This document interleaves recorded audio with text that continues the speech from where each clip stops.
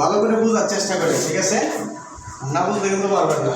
এখানে একটা জিনিস খেয়াল করেন, একটা জেনারেটিং স্টেশনের সংযুক্ত লোড দেওয়া আছে 43 মেগাওয়াট। এটা কিন্তু সংযুক্ত লোড, ঠিক আছে? সংযুক্ত একটা স্টেশনের সাথে এই লোডটা সংযুক্ত আছে, ঠিক আছে, কানেক্টেড। এবং ম্যাক্সিমাম ডিমান্ড বা সর্বোচ্চ চাহিদা দেওয়া আছে 20 মেগাওয়াট। এর বেশি হিসাব প্রদান করতে পারবে না, সর্বোচ্চ চাহিদাটা এতটুকু নিতে পারবে তার ডিমান্ড। যদি বার্ষিক ইউনিট জেনারেট, দেখেন এখানে কিন্তু ইউনিট লেখা নাই, মানে কোনো কিছু লেখা নাই, যেহেতু ইউনিট জেনারেট আছে তার মানে এই যে ভ্যালুটা দেওয়া আছে এটা কিসে দেওয়া আছে? কিলোওয়াট আওয়ারে দেওয়া আছে। এটা কিন্তু গুরুত্বপূর্ণ একটা মানে এই কোয়েশ্চেনের বোঝার বিষয় হচ্ছে এখানে, ঠিক আছে? এই মানটা কিসে দেওয়া আছে? কিলোওয়াট আওয়ারে।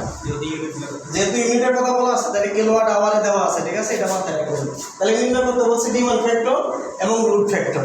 দেখেন রুট ফ্যাক্টর কিন্তু হয়ে গেছে, এটা দেখেন আর কোনো মানে কোনো কিছু দেওয়া নাই, দেওয়া আছে? যেহেতু দেওয়া নাই এখন আমাকে ডিমান্ড ফ্যাক্টর বের করতে হবে। তাহলে ডিমান্ড ফ্যাক্টর যদি বের করতে চাই তাহলে এইটার একটা সূত্র মনে রাখতে হবে, ডিএমসি, ঠিক আছে? এই সূত্রটা মনে রাখার জন্য কনসেপ্ট হচ্ছে কি ডিএমসি, মানে হোয়াট ইজ দ্য ডিএমসি, মানে demand factor is equal to maximum demand divided by connected load. সূত্র কিন্তু হয়ে গেছে, হ্যাঁ? তাহলে আমরা জানি এক নাম্বার, আমরা জানি demand factor, maximum load by demand factor is equal to maximum demand, ঠিক না? ম্যাক্সিমাম ডিমান্ড ডিভাইডেড বাই কি? Connected load, connected load. Load দেখেন মানগুলো দেওয়া আছে। তাহলে ম্যাক্সিমাম ডিমান্ড দেওয়া আছে কত? ওই যে 20 মেগাওয়াট, ঠিক না? 20 মেগাওয়াট, ঠিক আছে? আর এটা দেওয়া আছে কত? কানেক্টেড লোড দেওয়া আছে কত? 43। দেখেন এখানে কিন্তু দুইটা মেগাওয়াট আছে, তাই না? এইটা মেগাওয়াট আছে, এটা মেগাওয়াট আছে। যেহেতু দুইটা মেগাওয়াট আছে তাহলে এটা আর চেঞ্জ করার কোনো প্রয়োজন নেই। কত আসে? 0.465। তাহলে 0.465। তাহলে পার্সেন্টেজ এটা সাধারণত যে ফ্যাক্টরগুলো শতকরায় প্রকাশ করে, তাহলে শতকরা যদি নেন তাহলে কত হয়ে যাবে? 46.5%। এটাই আনসার। কথা বোঝা গেছে না? যায় নাই? বুঝতে পারছেন? এখন দেখেন আরেকটা কি আছে, লোড ফ্যাক্টর। তাহলে যেহেতু ইউনিট জেনারেট দেওয়া আছে, ওই যে প্রথম যে ম্যাথটা করছিলাম ইউনিট জেনারেটেড, তাহলে ইউনিট জেনারেটেড যদি লোড ফ্যাক্টর আমরা বের করতে চাই তাহলে অ্যাকচুয়ালি লোড ফ্যাক্টর কি বলেন তো? অ্যালার্ম, ঠিক না? লোড ফ্যাক্টর মানে কি? লাম। তাহলে লাম যদি হয়, দেখেন আমি ওই সূত্র থেকে নিয়ে আসতেছি। তাহলে অ্যাকচুয়ালি লোড ফ্যাক্টর, ঠিক আছে? লোড ফ্যাক্টর, তাহলে লোড ফ্যাক্টর ইকুয়াল টু কত লেখা যায়? লাম। লাম মানে এভারেজ লোড। দেখেন average load by load divided by কত? Maximum demand, maximum demand. এখন যেহেতু ইউনিট জেনারেট আছে, কিলো কি ইউনিট জেনারেটেড, তবে কিলোওয়াট আওয়ারে আছে, তাই না? তার মানে আমার টাইমে আছে এবং সেটা কিসের? বার্ষিকের। তাহলে লোড ফ্যাক্টর সমান কি লেখা যাবে বলেন? উপরেরটা কি হয়ে যাবে বলো তো?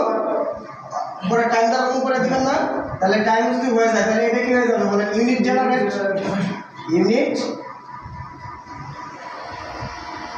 জেনারেট পার ইয়ার, কি বলেন? বা পার অ্যানাম ইনটু কত হয়ে যাবে? 8760। ওটা কি বুঝতে পারছেন না? বলেন না? ক্লিয়ার?